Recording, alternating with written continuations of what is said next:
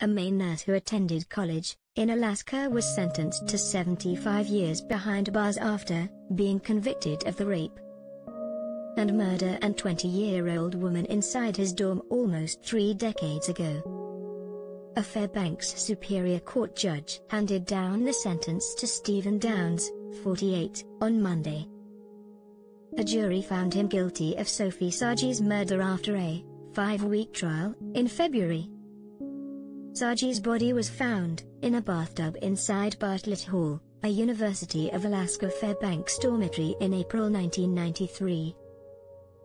According to court documents obtained by Oxygen.com, she'd been sexually assaulted and was stabbed multiple times in the face, but died from a single .22 caliber bullet wound the back of her head, per charging documents. Her body was found by janitors about 12 hours after the attack. Sargi, a former student at the school, had been living in Pitcairns Point, a remote town of 130 mostly indigenous people 517 miles west of Fairbanks, and had traveled to Fairbanks for a dental appointment. She was staying with her former roommate at Bartlett Hall at the time of her death, officials said. Prosecutors say that Downs also lived in the same dormitory where Sargi's body was found. He was questioned by detectives at the time of the incident but claimed he'd spent the night with his girlfriend. His roommate, Nick Dazer, was also interviewed by authorities at the time. For nearly 2 decades, the case went cold. In 2000, investigators developed a DNA profile from semen found with Sargi's body, but it wasn't a match for any known offenders in state or federal databases. In 2010, cold case detectives re-interviewed Dazer after learning he had been fired from his job as a campus security guard for keeping a firearm inside the dorm he then shared with Downs.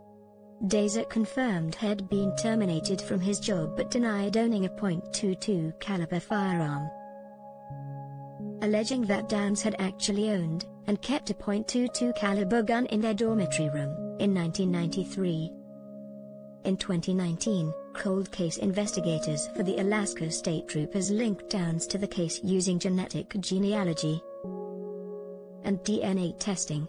A sample of Downs' DNA ultimately matched a DNA sample found in Sargi's body, according to charging documents.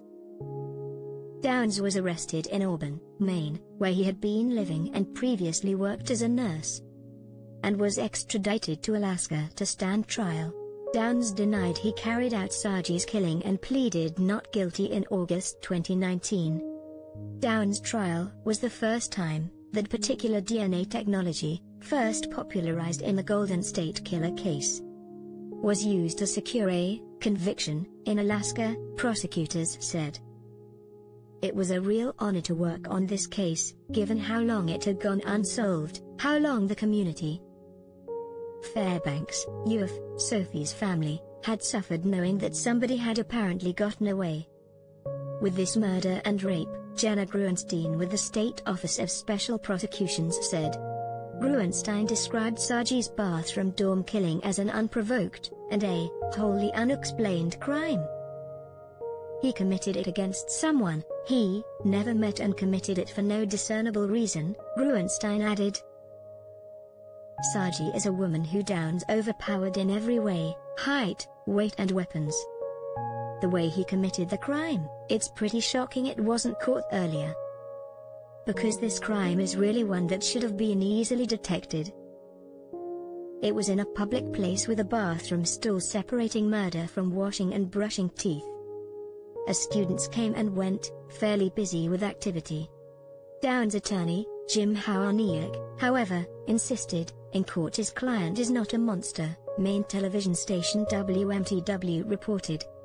He described his client as a boy 4,000 miles away from home for the first time, at the time of Sargi's killing. He was very immature, drinking and partying a lot, as much as a 1/5 of whiskey every night, somehow maintaining his grades. Doing a lot of weed, alienated like a lot of young 18-year-olds, Howaniak said. Howaniak had requested the court impose a 50-year prison term with 30 years suspended and 8 years for the sexual assault to run concurrently, noting that sentence would allow Downs to hug his parents again in his lifetime.